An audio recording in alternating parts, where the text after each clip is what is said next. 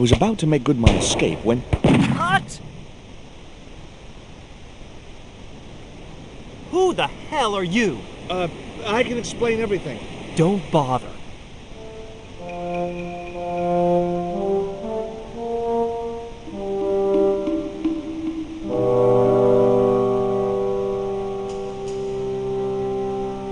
I'm sorry. I didn't realize you were making a movie. So who are you? Stobart. George Stobart. 2 B's and 2 T's. It's okay, Mr. Hawks. He wasn't in the shot. Hawks? This had to be Carlton Hawks, the newest enfant terrible of Tinseltown. I'd read about him. Mailroom boy makes good. Nice to know it was still possible to get to be a director armed with only an encyclopedic knowledge of postal charges. Stay out of the way, surfer boy. I'll deal with you later. Surfer boy? The kid looked more like a common street punk than a movie star. For some reason, the makeup department had given him a liberal sprinkling of zits. It was a woman with huge boots and an impressive cleavage. It was a camera mounted on a precarious dolly, or whatever they call them. Hi, I'm George Stobart. My name's Harris. Most people call me Flash. You're the cameraman, right? That's right. Why'd they call you Flash? You used to be a stills photographer? Nope. I decided not to pursue the subject. There was nothing else I wanted to ask the cameraman. You wouldn't get me up there. He was a middle-aged man with a pock-marked face.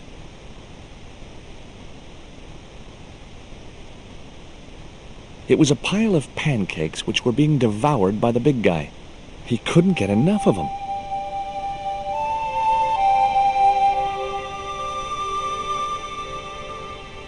I didn't want another one of the pancakes in my pocket. There was a pot of delicious-looking maple syrup on the table. It was a plate of buns.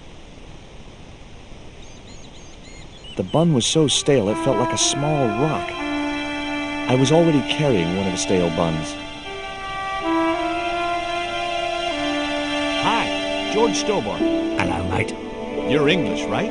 Blimey, you don't miss much, do you? Bert Savage. Have you seen what the caterers laid on today? Buns and pancakes. That's awful.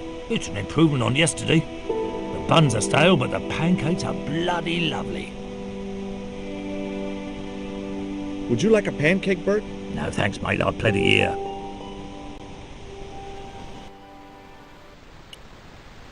Do you want to try some syrup with your pancakes? No thanks, mate. I've got to watch my waistline. Would you like a bun? No way. The last one I tried cracked my dentures. How long have you been in the movie business? Flipping years, mate. Absolutely flipping years. I was in the army before that. Thought to myself, you've been risking your bleeding neck every day, why not cash in on it like? So you became a stuntman, just like that? Nah, of course not. I had to do the training first. What training does a stuntman do? First they told me to stand in the road. Then they rammed me down. Straight up. Drove at me with a car. I couldn't believe it. I was up on the bonnet and over the other side before I realised he wasn't stopping. Then they threw me downstairs a bit and gives me a certificate. Did you ever work with Carol Climax? The Dirty Dachshund? I'll say. Flipping princess, mate. I heard she was very beautiful. Mind you, she acted like one too. Ordering this, demanding that. Did you ever meet Bertrand Oubier? Meet him? No. I saw him a few times, though. He didn't like his wife being in films.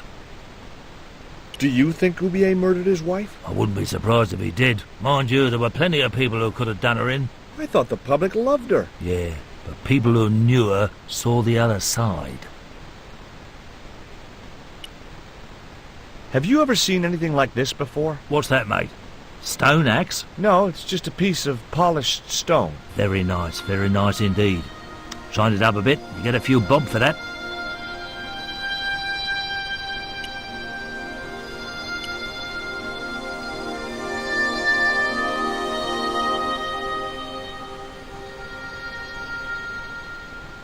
I was talking to Mr. Savage, the stuntman. Is he all right? What makes you say that? He's not making any sense. The guy's English. What's the name of the movie? Are you trying to be funny? No.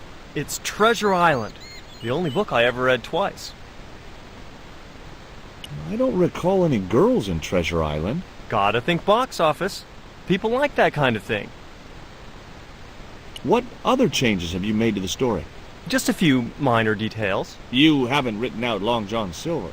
Are you questioning my integrity as an artist? Of course Silver's still in it. We've even hung on to Captain Flint. His parrot. His trained attack falcon. Why do you think Blind Pew's blind? Did you say you've changed the ending of the story? That's right. Do they find the treasure? Yeah, but that comes later, after they've escaped the volcanic eruption. A volcano? Sure. Krakatoa. All the millions spent on a movie, and nobody thinks to buy an atlas. You know what the locals call this place, don't you? No, but I guess you're gonna tell me. Zombie Island. Zombies? A crazed gleam came into his eye. Get me the writers. Get me makeup. I want zombie pirates in this movie by the end of today. Who's playing Jim Hawkins? Haiku McEwen. Oh, don't tell me you've never heard of him. I don't go to the movies too often. Jeez. Haiku is only the hottest teen star in Hollywood. That's why we're on such a tight schedule. Gotta film the close-ups before he hits puberty. Who's the leading lady? Don't you recognize her? That's Sharon Kowalski. Oh, right. I'd never heard of her.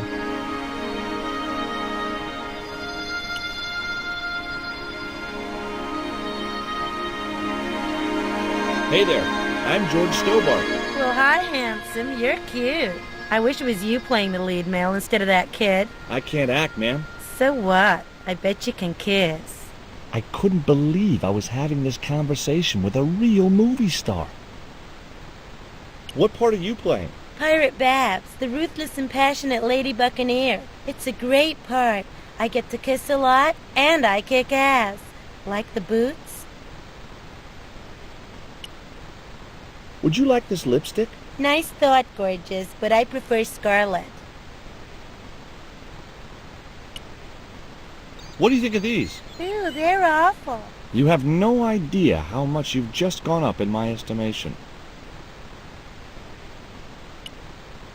I found this reed in the swamp on the other side of the island. Oh, yeah? Yeah, and I used it to shoot a poisoned dart at a wild boar. It was a real-life drama, not just a scene from a movie. Right. She was having trouble with the whole real life is not a movie concept. What's it like sharing the spotlight with an actor who's young enough to be your son? What do you mean? What do you think of Hawk's treatment of Treasure Island? It's okay, I guess. I never saw the original. It's a book. One of my favorites. Really? The novelization's out already? Take a look at this ancient Mayan artifact. That's just a hunk of stone with a picture scratched on it. In a way, I guess. You don't happen to have seen anything similar, have you? No. Would you like this bun? All right. Oh, wait a minute. Hawks is watching me. Don't let him see it. Oh, he's looking right at me. What's the matter? Never mind. Just put that cake away and pretend you weren't talking to me. It was the famous movie star, Sharon somebody or other. She couldn't act and she had a voice that could crack glass, but it wasn't hard to see why Hawks wanted her in his movie. Hi there, George Stobart. Uh-huh. Yeah. Haiku McEwen. You're playing Jim Hawkins, right? Jimbo. I had Mr. Hawks change his name. Jimbo Hawkins, right. Is your name really Haiku? Yeah. It was my mom's idea, okay? When I was born, I was so small and perfectly formed I reminded her of a Japanese poem. Well, I guess it could have been worse. She could have called you Limerick. That's my middle name. Did you always want to be an actor? I don't think of what I do as acting, man. You're not alone. It's more like I'm the voice of my generation. What I'm saying for the kids on the street. Which is what? I'm crap, I'm going nowhere? Huh? What are you saying, man? Stobart, get out of shot. Positions, everybody. I'll get a flip chart and explain it to you later, Haiku. Haiku, baby, are you ready? Okay, man. Which scene is this? You've been captured by Silver's accomplice, Pirate Babs, who's fallen in love with you. That whirring sound you can hear? It's Robert Louis Stevenson spinning in his grave. Okay, people, top of page 76, Sharon. What about my big speech? It's been cut. Everybody ready? Up to speed. Quiet on the set. Okay, let's make magic. Oh, please. And action! Why don't you forget that dumb old squire and his bunch of merry men? Can't you see we were made for each other? I know, but Squire Trelawney saved my life, Captain Babs. Why, if it hadn't have been for him, that giant octopus would have made mincemeat out of me. But right now he thinks you're a traitor. He's locked you out of the stockade, Jimbo. That 20-foot-high wall with spikes might have kept out Silver's men, but it ain't gonna stop me. Oh, Jimbo. And cut! Good heavy breathing, Sharon. Natch, I'm a pro. Did you get the heavy breathing, Flash? Did I ever, boss? We should have made this movie in 3D. Haiku, you were great. We're setting up for the stunt now, so get a bite to eat.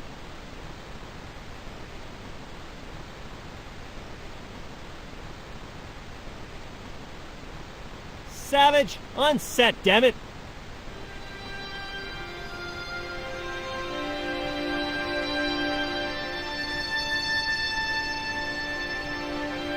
The great director. Well, that's what his pose was supposed to say. He reminded me of Ed Wood. Mr. Hawks, I was wondering if... Not now. I got a movie to make. Time for the stunt, Savage. It's a short run, bounce on the plank, and somersault over the spikes and stockade wall. Do what? Plank, spikes, wall, over. Easy, a child could do it. At my age? You must be joking. I could replace you, Savage. Yeah, with an arthritic baboon. Replace me? Lummy, this could be the last stunt I ever perform. I need to think about this.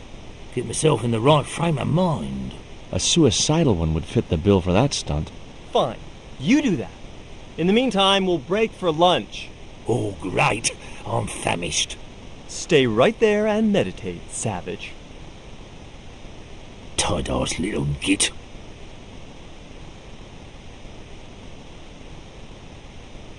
The stockade was surrounded by a dry moat filled with sharp wooden stakes.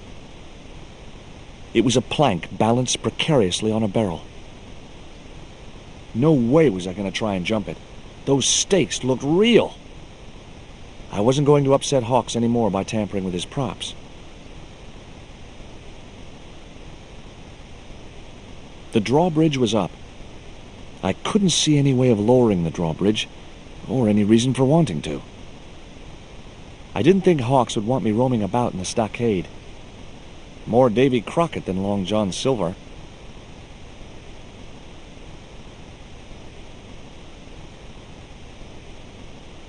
It was the forest I'd just come through. The path led up to Camel's Hump Hill. I could think of about 30,000 reasons for not going back in there, and all of them had wings. I bet the camera never went round that side, but I could.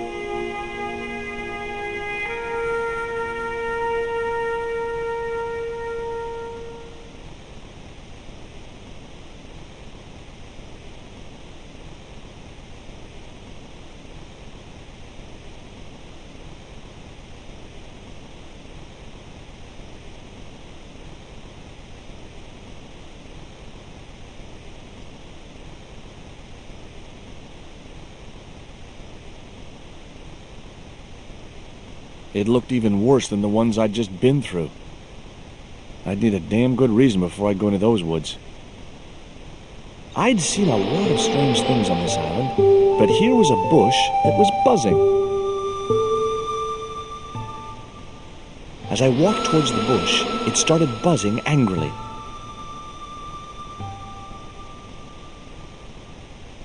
Now I knew why that bush was buzzing. Hornets. There was a hornet's nest somewhere in that bush. I wasn't going near that bush. It was Bert, the aging stuntman.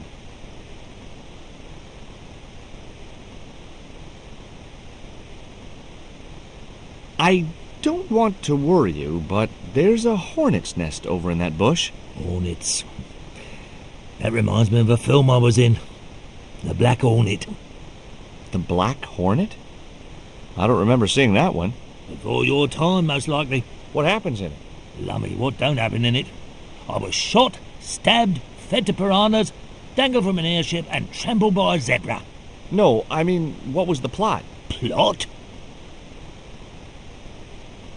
Would you like a pancake, Bert? Don't mind if I do.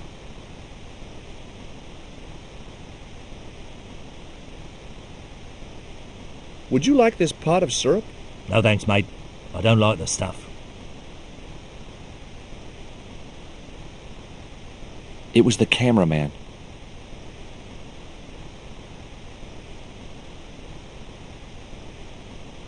What do you think of Haiku McEwen? What's to think? The kid will have earned more by the time his balls drop than I'll earn in a lifetime. Good luck to him. It was teen idol Haiku McEwen in his first starring role. Hey, Haiku, Yeah, man. would you like a bun? No way, man. I have to be careful what I eat. Yeah, never eat anything smarter than yourself. I may not be making millions of dollars, and I may not have thousands of nubile, if uncritical young women lusting for my body, but I've got something that you haven't. This small piece of coal. Man, you're getting freaky on me.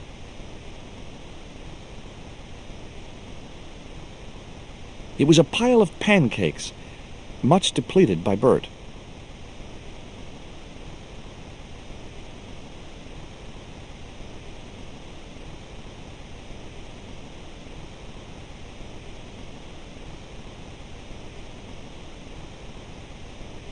It was a plain pancake.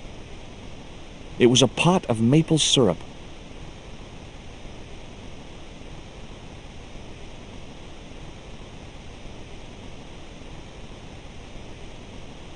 It was a pancake covered in maple syrup.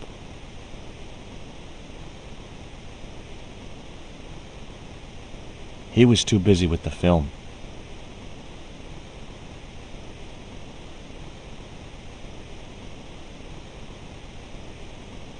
Hey, Haiku, Yeah, man. You got something to show me? I'd like your opinion on something. Yeah? What? Do you like a pancake? Look at that thing, man. It's dripping with syrup. You'll have every bug in 10 miles on your case if you get that stuff on you. I guess you're right.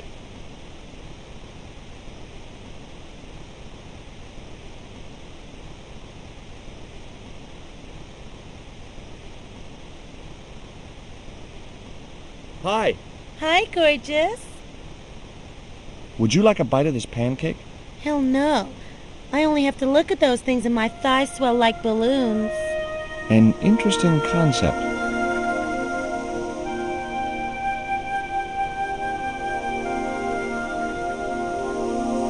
What have you got there? Another pancake, Bert? Yeah, go on. The pancake oozed maple syrup all over Bert's chins. You put bloody syrup on that pancake. Now it's messed me all up. What do you think of this lipstick? Oh, very nice. Very repouche. I thought that meant hideous. I was being sarky. Looks like a skin disease, that stuff. Maple syrup had dribbled down Bert's face and shirt. It was a stale bun which could easily have passed for a rock.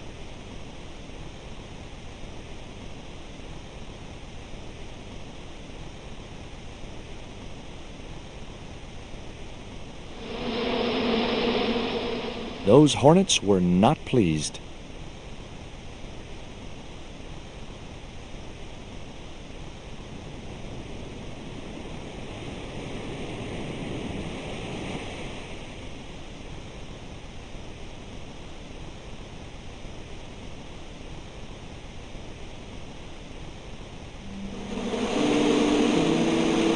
Get that camera rolling. This could be good.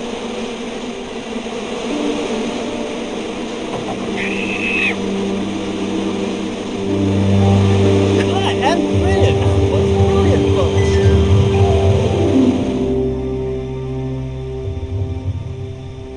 Okay, the next scene is down on the beach. This is where Hawkins finds the treasure in the Cave of the Crabs. Would those be giant killer crabs by any chance? Giant mutant killer crabs with attitude. There it was, the rock I'd seen from the camel's hump. Now that I was close up, I could make out a small cave near the top of the pillar.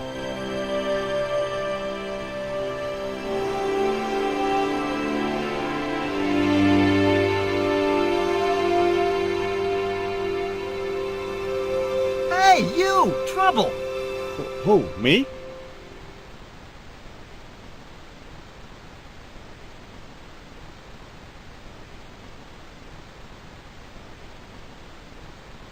I want you to stay right where I can keep an eye on you. I'm not one of your lackeys, Hawks. I go where I like. Not here, you don't.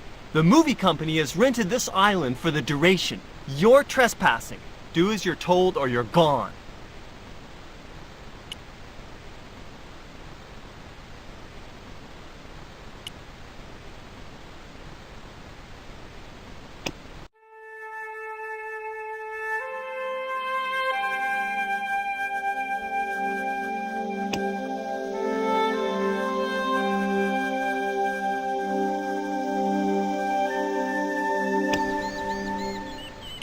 There it was, the column of rock I'd seen from the camel's hump. It was a lot taller than I'd expected.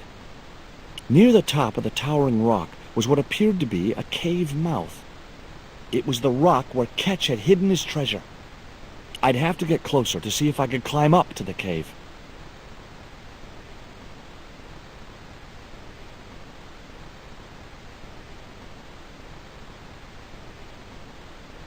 Hey! Get out of shot!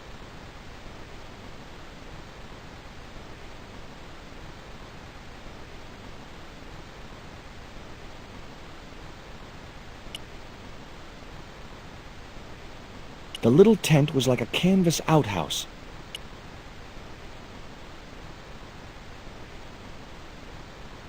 Hey, surfer boy, stay out of there. Oh, what is it this time? That's the wardrobe tent.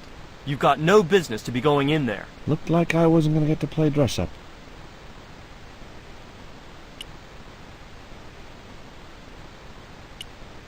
The cave mouth was huge. It looked like an obvious place to hide treasure, and that was probably why it wasn't the one Ketch had chosen. No point in going there.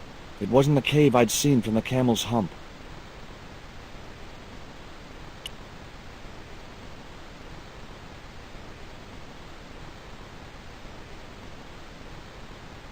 Hey, get out of there! The tent was off limits. It was Carlton Hawks, the megalomaniac director.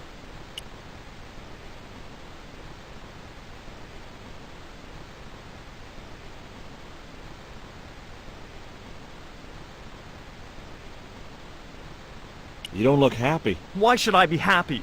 Look at that cave. It's supposed to be where the treasure is. So? Look at it! It's crap! Does that look like the sort of place anybody would hide treasure? I should have had props build me a proper damn cave.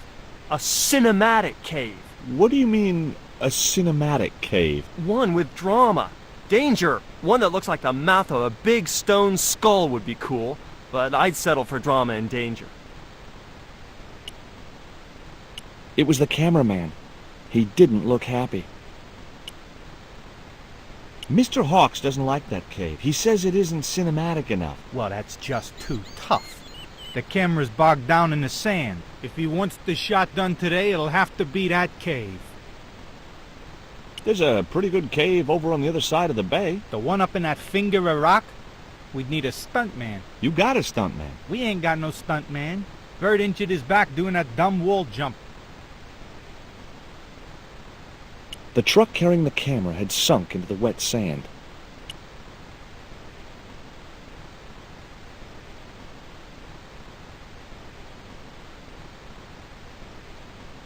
That camera wasn't going anywhere. It was Haiku McEwen, marketing's answer to talent. Poor old Bert looked in a bad way. Wasn't a surprise, considering what I'd put him through at the stockade. Hi, Bert. Don't you eye me. Fine friend you turned out to be. What's the problem? Huh. Look, Bert, what's wrong? You got a bloody nerve. If I didn't know better, I'd have thought you gave me that pancake just so them hornets would go for me. Oh, Bert, you've wounded me. How can you think that? Well, by looking at the evidence. I've had a great idea. How about you dress up as Jim Hawkins and climb up to that cave over there? What cave? That cave? You must think I'm balmy. I did me back in being chased by them hornets over that flaming stockade wall. No way am I going up there. Well, that narrowed the field. What's it like to work with Carlton Hawk? Flipping misery, mate. I don't know why you still want to be a stuntman anyway. It's all I know, isn't it? If I don't do this, what do I do? Well, how about being a stunt coordinator? Being a what? You stand around in a big jacket and a baseball cap, telling the stunt people what to do. I can do that. Hey, you've done the job for years and you're not dead. That's gotta be good for morale. Well, I don't know. You get your own megaphone. I'll do it. George Stobart, international adventurer and roaming careers advisor. What films have you worked on in the past? Remember Death Stalker of the 10th grade? The psychotic biker what crashed into the school bus? That was me. Or what about They Prayed to Satan? I was the bloke in the hospital scene. You know, the one who caught fire, fell through the flipping skylight. I don't think I caught those. Must be cool getting to travel the world like this. Yeah, nice here, innit? My Beryl used to love the seaside. Day out at Clacton. Bloody smashing. A pint of jelly deals washed down with a bottle of brown. Quick feel on a big wheel and a stroll around the town. Course, them days, you could live like a flipping king on 10 bob a night. Tombola, frothy coffee at the cafe or the prom. You know, I don't have the faintest idea what you're talking about. I had nothing else to ask him just then.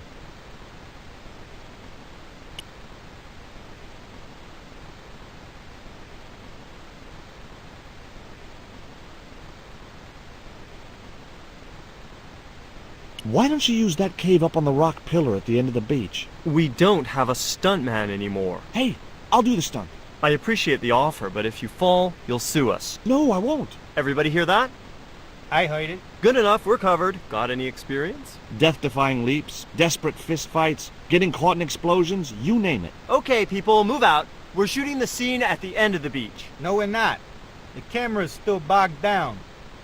Shoot, I forgot about that. No go, Stobart. We'll have to use this cave after all. It was a portable movie camera. Flash? Yep. We can't film at the Needle Rock because the camera's bogged down, right? You got it, champ. So why can't we use the portable camera instead? You know, that's a pretty smart idea. I didn't know the first thing about using the camera.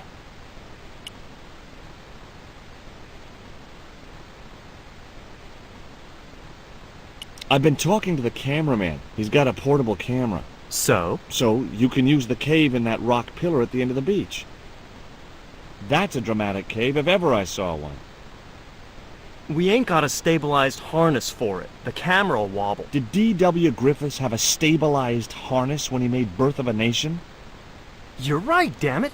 Hitchcock, Wells, none of them needed one. For crying out loud, Sam Raimi stabilized his camera on a plank. Props, get me a plank. We're gonna wing it. Hot dog.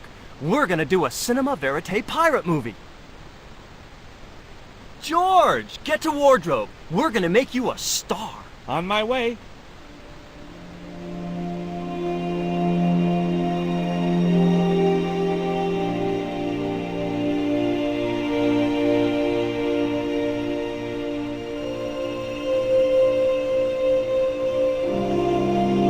Ready when you are, Mr. Hawks.